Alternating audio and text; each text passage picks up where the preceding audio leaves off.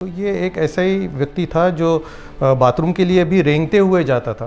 Operation के बाद इतना पॉजिटिव इम्पैक्ट हुआ। जोड़ों के दर्द के कुछ शुरुआती संकेत होते हैं। शुरुआती साइंस यानी जब भी हमारी उम्र 50-55 के ऊपर होती है, हमें चलने फिरने में तकलीफ़ होना शुरू होता है, जोड़ों में दर्द होता है, तो ये कुछ शुरुआती लक्षण है। एक्सरे पे ये देख सके कि हमारा जो घुटने की घिसाव है उसकी शुरुआत हुई है या फिर वो बहुत ज़्यादा बढ़ चुका है।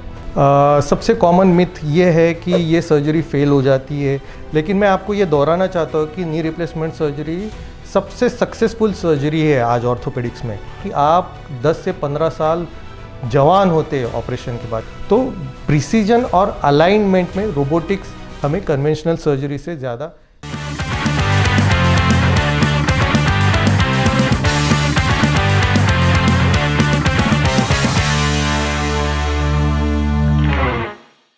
नमस्कार मंडली, मैं हूं वीके यानी कि विचारकर, और आज हमारे साथ है नासिक के मशहूर robotic orthopaedic knee replacement surgeon doctor Prakash Patil जी।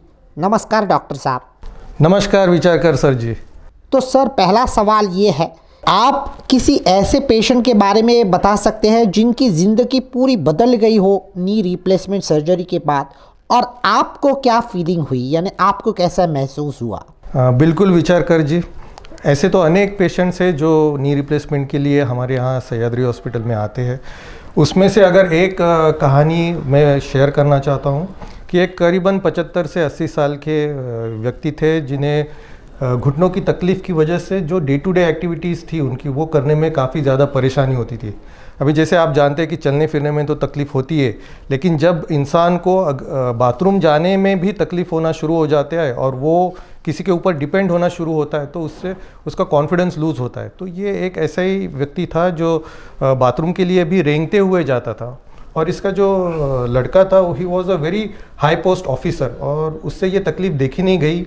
वो हमारे पास आया, हमने उसको समझाया, और ऑपरेशन के बाद इतना पॉजिटिव इम्पैक्ट हुआ कि जो इंसान रेंगते हुए बाथरूम में जाता था वो दूसरे दिन ही खुद ही अपने पैरों के ऊपर खड़े रह के बाथरूम जाने लगा। और द सेंस ऑफ इंडिपेंडेंस जो उसके चेहरे पे महसूस हुआ और जो खुशी उसके चेहरे पे महसूस हुई, ये खुशी हमको और प्रेरणा देती है कि इस प्रकार के ऑपरेशंस में हम लोग वेंचर करें और हमारे पेशेंट्स को हैप्पी रखें। सर, ऑर्थोपेडिक स्पेशलिस्ट के पास हमें जाना चाहिए, ये कैसे पता चलता है? यानी जोड़ों के दर्द के कुछ शुरुआती संकेत होते हैं, अर्ली साइंस होते हैं? हाँ बिल्कुल, बहुत ही अच्छा आपका सवाल है।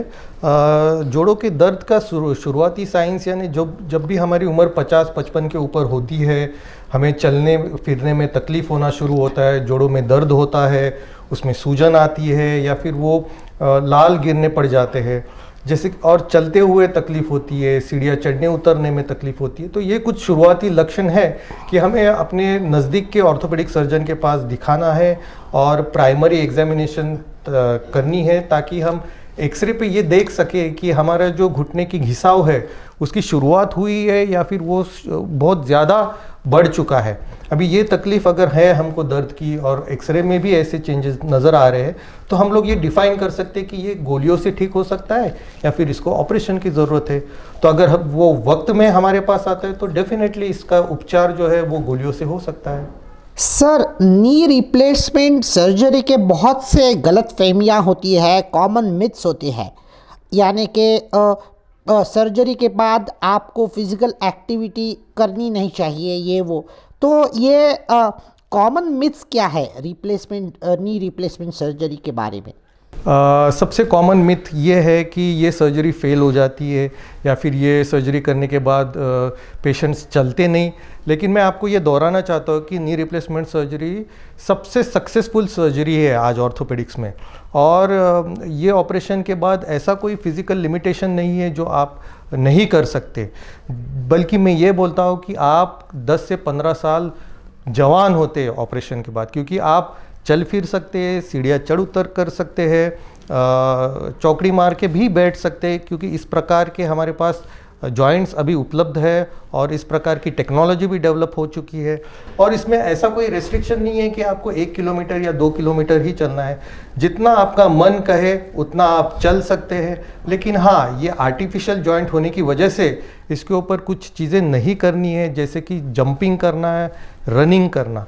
बाकी के आपके डे टू डे एक्टिविटीज़ जो भी है, ड्राइविंग कर सकते हैं, 2 व्हीलर चला सकते हैं, बहुत ही अच्छी लाइफ जी सकते हैं आप। सर, रोबोटिक सर्जरी के बारे में बहुत सी गलतफहमियां हैं लोगों में, और ये रोबोटिक सर्जरी वाकई भविष्य यानी फ्यूचरिस्टिक है? हाँ, डेफिनेटली रोबोटिक सर्जरी के बारे में जितनी जानकारी होनी चाहिए उससे ज़्यादा तो इसके बारे में गलतफहमियां हैं। पहली बात तो मैं ये कहना चाहूँगा कि रोबोटिक नी रिप्लेसमेंट सर्जरी ये एक ज़रिया है सर्जरी करने का। जैसा हमारे पास इंस्ट्रूमेंट्स होता है वैसे ही एक ये ट्रेंड असिस्टेंट होता है हमारे पास, जो हमने जो प्लान डिसाइड किया है वो एग्जीक्यूट करने के लिए ये रोबोटिक्स होता है। इसका मतलब ये नहीं है कि आपको ऑपरेशन थिएटर में लाया जाता है और कोई रोबोट आता है और वो सर्जरी करता है, बिल्कुल नहीं। इसमें सर्जन ही आपकी सर्जरी करता है, लेकिन जो सर्जरी का प्लान हमको एग्जीक्यूट करना है, जितने हमको कट्स लेने हैं, वो करने के लिए मदद करने के लिए हम रोबोटिक्स का यूज़ करते हैं। तो इससे सर्जरी में प्रिसीजन आती है और रिजल्ट्स बहुत ही बेहतरीन होते हैं। सर, रोबोटिक सर्जरी ने बिल्कुल यानी चेंज ही कर दिया है, तो वो ट्रेडिशनल सर्जरी से कैसे अलग है? ट्रेडिशनल सर्जरी से अलग डेफिनेटली है वो, इसलिए क्योंकि हम हर एक स्टेप को काउंटर चेक कर सकते हैं। ट्रेडिशनल सर्जरी में हम एक डेफिनेट साँचा यूज़ करते हैं या फिर जिग्स यूज़ करते हैं जिसकी मदद से हम सर्जरी करते हैं। उसमें कुछ रेस्ट्रिक्शंस है, ये रेस्ट्रिक्शंस हमको रोबोटिक्स में नहीं है।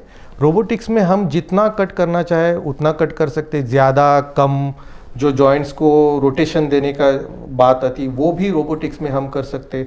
अभी अगर हम अपने घुटनों के बोन्स बराबर से कट करते तो उसके ऊपर जॉइंट्स अच्छी तरीके से बिठा सकते।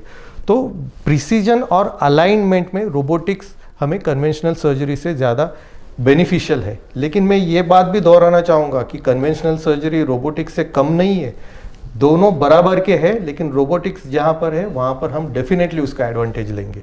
सर, आपने स्पेशलाइजेशन किया है robotic orthopaedic knee replacement surgery में, तो आपकी क्या प्रेरणा थी, यानी वो आपने इसमें क्यों स्पेशलाइजेशन किया, और इस रोबोटिक सर्जरी की वजह से आपकी प्रैक्टिस कैसे बदल गई है? रोबोटिक्स नी रिप्लेसमेंट सर्जरी, जैसे अभी हम आईफोन लेते हैं, आईफोन के अपडेट्स आते हैं, वो अपडेट्स हम अपग्रेड करते हैं। तो जैसा लाइफ है हमको अपग्रेड करना चाहिए। जो भी नई टेक्नोलॉजी आती है उसका बेनिफिट हमको पेशेंट्स को देना है, ठीक है। तो ये टेक्नोलॉजी अगर सर्जन खुद सीख लेगा और उसको एग्जीक्यूट करेगा तभी उसका पेशेंट भी उतना ही बेनिफिशियल रहेगा। लेकिन ये रोबोटिक्स के लिए कुछ स्पेसिफिक कोर्स होते हैं जो अब्रॉड जाके आपको करना पड़ता है, उसके बारे में नॉलेज गेन करना पड़ता है। ये सब होने के बाद हम लोग रोबोटिक नी रिप्लेसमेंट सर्जरी में वेंचर करते। तो जब कन्वेंशनल नी रिप्लेसमेंट सर्जरी अच्छी हो तभी आप रोबोटिक नी रिप्लेसमेंट सर्जरी अच्छी कर सकते हैं। और रोबोटिक्स नी रिप्लेसमेंट सर्जरी हम लोग इसलिए करते हैं क्योंकि जो भी हमारा रिजल्ट्स कन्वेंशनल सर्जरी से अच्छा है उसको और बेहतरीन बनाने के लिए हम लोग रोबोटिक नी रिप्लेसमेंट सर्जरी करते हैं, ताकि पेशेंट जल्द से जल्द अपने पैरों पे खड़ा हो सके और अपने घर पे हंसते हुए चलते जा सके। सर, आपसे बातचीत करते हुए बहुत ही आनंद हुआ। तो दोस्तों, ये थे डॉक्टर प्रकाश पाटिल, जो कि नासिक के बहुत ही मशहूर ऑर्थोपेडिक नी रिप्लेसमेंट सर्जन है, robotic orthopaedic knee replacement surgeon है। Sir, it was great pleasure talking to you. Yeah, all pleasure mine. Thank you.